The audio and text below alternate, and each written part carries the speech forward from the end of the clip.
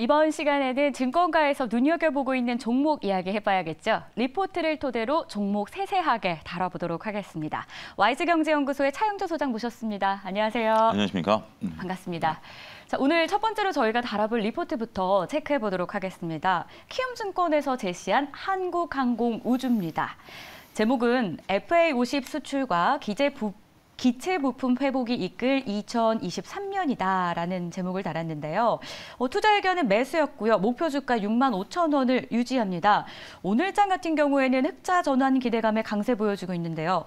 4분기 실적 발표 앞두고 전망 어떻게 보시는지부터 체크해 주시죠. 4분기 같은 경우 379억 흑자를 나타낼 것이다라고 키움증권은 밝히고 있습니다. 컨센서스에 부합할 실적이 나타난다라고 좀 보고 있는데요.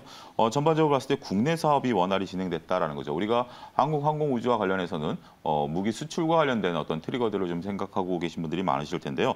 그 실적은 빨라야 내년도 하반기가 될 것이다라고 리포트에서는 밝히고 있고요. 4분기 같은 경우는 이제 국내 산업이 잘 되고 있다라는 거죠. 전반적으로 봤을 때 국내에서 KF-21 개발 사업을 하고 있고 수리온 4차 산업, 그다음에 상륙 기동 헬기 납품 등이 원활히 진행이 되면서 전반적으로 매출과 영업이익이 증가했다라고 볼 수가 있겠습니다. 4분기 수주 소식도 상당히 좀 긍정적인데요. 우리가 지금 한국항공우주에서 그 납품을 잘하고 있는 게 이제 보잉과 관련돼서 기체 납품을 하고 있는 건데 지금 글로벌 항공기 수요가 늘어나다 보니까 이런 것에 대한 수주, 더군다나 브라질 민항기에 대한 수주가 4조 원이 들어왔다라는 거죠. 브라질 같은 경우 중형기를 만드는 데 있어 우리가 이제 소위 이제 그 부유층들이 타고 다니는 개인 비행기들 있지 않습니까? 이건 브라질이 굉장히 강합니다. 그런 부분에 있어서의 수요를 좀 받아왔다라는 거고, 다음에 이제 우리가 이제 상륙 공격 헬기를 개발하고 있죠. 기존에 이제 수리원을 가지고 여러 가지 용도로 쓰고 있긴 했었습니다만, 우리가 소위 말해서 코브라 헬기라고 불렸던 미국의 헬기와 같은 상륙 공격형 헬기 개발을 하고 있는 것도 수주를 했다라는 거죠. 더군다나 이제 브라질 업체와 관련해서 주익 개발 사업을 하고 있다라는 거죠. 이 주익 개발 같은 것은 우리가 여러분들 잘 아시는 드론과 같은 그런 겁니다. 결국 그 도심 간의 이동을 편리하게 하는 그런 것들인데, 이거는 뭐 당장 하는 것들이 아니라 같이 공동 개발하겠다라는 것이고 2027년 양산을 목표로 하고 있다라는 새로운 수주 소식까지 덧붙여졌기 때문에 한국항공우주 같은 경우는 미래 먹거리를 잘 쌓아가고 있다, 이렇게 말씀드릴 수가 있겠습니다. 그러면 좀 장기적으로 볼 수 있는 종목이다, 이렇게 생각하시는 겁니까? 미래 먹거리가 많다. 일단은 뭐 수주를 좀 받아왔던 부분들이고요. 이런 것들이 잘 진행되는지 여부는 지켜봐야 될 것이고, 먹거리는 이거 하나만 갖고 되지는 않겠죠. 하지만 여러 가지 부분들을 살펴보게 된다면 일단 수주를 좀 받아놓고 있다라는 것들은 긍정적이다라고 말씀드릴 수 있겠죠. 네, 알겠습니다. 자, 그럼 투자 아이디어도 함께 가져가 봅니다. 한국항공우주 투자 아이디어 어떻게 챙겨볼까요? 2023년 같은 경우 FA50 추가 수출 기대감이 있다라는 거죠. FA50 같은 경우 우리가 초음속 그 훈련기로 개발했다가 전투기로 했었던 부분들인데, 폴란드에 12대가 올 하반기에 납품 예정이고요. 그러면서 이제 매출 1조를 달성할 수 있을 것으로 현재 보고 있습니다. 네. 더군다나 앞서 언급드렸다시피 민항기에 대한 어떤 수요가 증가하는 부분들 포함을 해서 기체에 대한 매출 부분도 약 9천억 정도까지 회복될 것으로 보고 있죠. 여기에 이제 각종 아까 얘기한 그 국방부와 관련된 헬기 사업에 대한 것들이 진행될 것으로 보고 있고요.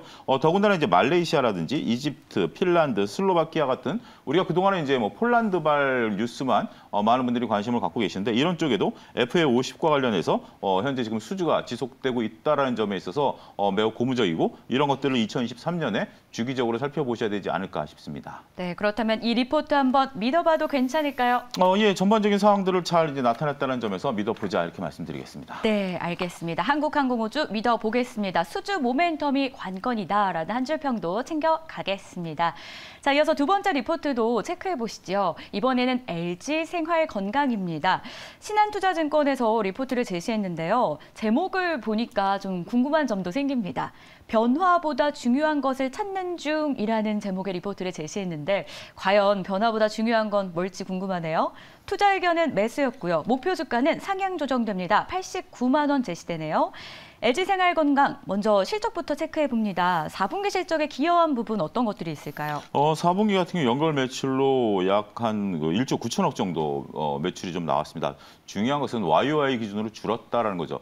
우리가 이제 리오프닝이 시작된 게 이제 올해 이게 4분기니까 2021년 기준으로 해서 2022년도가 줄었다라는 거죠. 오히려 2021년에는 리오프닝 기간이 그러니까 이제 그 셧다운 기간이었음에도 불구하고 리오프닝이 됐는데도 매출이 줄었다라는 것은 굉장히 회사 입장에서 보면 뼈아픈 부분들이다라고 말씀드릴 수가 있겠죠.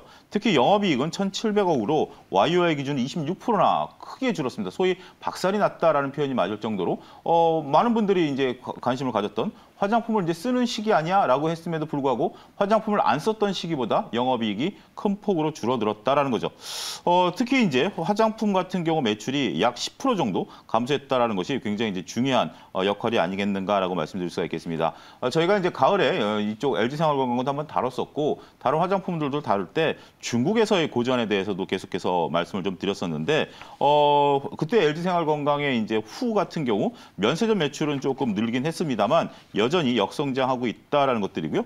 특히 중국 로컬 업체들의 수요 회복세를 따라가지 못하고 있는 이런 부분들이 상당히 안타깝다라고 말씀드릴 수가 있겠습니다. 그나마 실적을 했었던 부분은 화장품이 아니라 음료라든지 이런 쪽들에서 생활용품 이런 것들이 그나마 좀 선방하면서 실적을 뒷받침했다 이렇게 말씀드릴 수가 있겠습니다. 네, 그렇다면 우리가 이제 미래의 먹거리로 찾아볼 수 있는 LG생활건강의 먹거리 이런 요소들은 어떤 것들이 있을까요? 결국 이제 많은 화장품 업체들이 탈중국을 외치고 있는 네, 상태고요. 그렇죠. 이런 부분에 있어서의 그 부분들을 계속해서 노력하고 있다라는 거죠.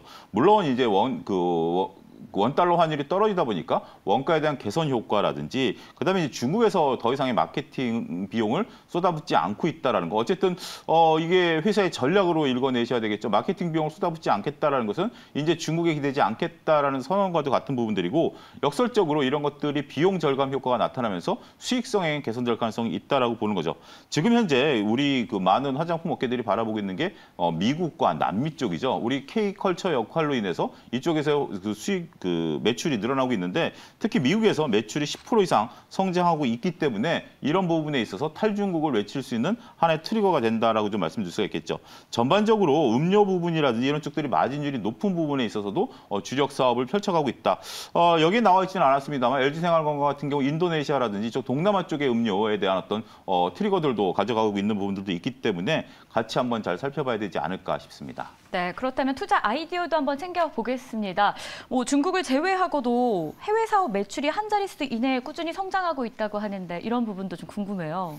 일단 앞서 언급드렸다시피 일단 네. 미국향 매출이 10%대를 이끌고 있는 상황이고요. 이런 것들이 전반적으로 해외 사업 부분들을 끌고 가고 있는 부분들이죠. 네. 가장 중요한 것은 우리가 이제 해외라는 것에 대해 있어서 지역별로 차별화가 이루어지는 부분들은 있습니다만 중국에 기대지 않겠다라는 부분들이 이제 굉장히 중요해요. 많은 분들이 아직까지 좀 오해를 하고 있다라고 저는 표현을 드리고 싶은데 중국 리오프닝과 관련해 가지고 많은 주식들에 대한 기대감을 좀 갖고 있고 특히 화장품에 대한 기대를 갖고 있는데 가장 단적인 예로 우리가 이제 중국의 리오프닝 이제 셧다운 기간에도 관군제라는 것은 항상 봄, 가을로 열렸습니다. 관군제는 온라인 쇼핑에 대한 어떤 축제와 같은 경우인데 여기서 중요한 것은 순위가 계속해서 밀리고 있다는 거죠. 판매량도 중요하지만 고객들이 사고 있는 화장품에 대한 순위가 밀리고 있다는 것은 이미 선호도가 많이 떨어졌다는 것을 읽어내셔야 되겠죠. 결국 이제 우리나라가 2010년대에 중국에 기대서 화장품이 컸었던 것은 사실이지만 그동안에 이제 중국의 그 로컬 업체들이 치고 올라왔고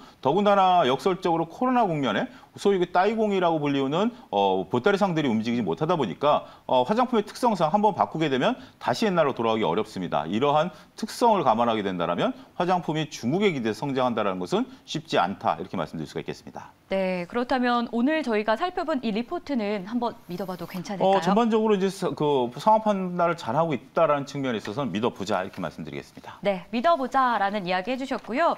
저희가 한 줄평도 함께 체크를 좀 해봅니다. 기업의 변화는 무죄라고 해주셨는데 기업의 변화 무죄 이것도 간략하게 좀 설명을 해주세요. 결국 이제 한국 LG생활건강 같은 경우가 이제 계속 변하려고 하는 거죠. 네. 중국에 기대 성장했었던 부분들이 있는데 지금까지 설명드렸다시피 중국을 버리고 이제 미국 쪽으로 가겠다라는 것이고 음료와 생활용품 쪽에서 매출을 증대시키겠다라는 것이기 때문에 기업은 변해야 됩니다. 하나에 머무르고 있는 기업은 결국 도태가 될 수밖에 없다라는 거죠.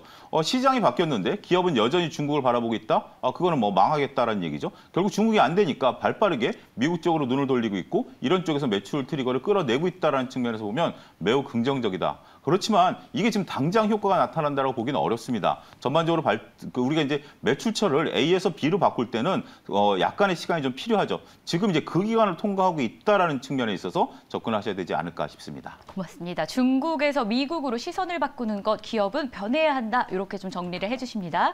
지금까지 리포트 함께 살펴봤습니다. 와이즈경제연구소의 차영주 소장이었습니다. 고맙습니다.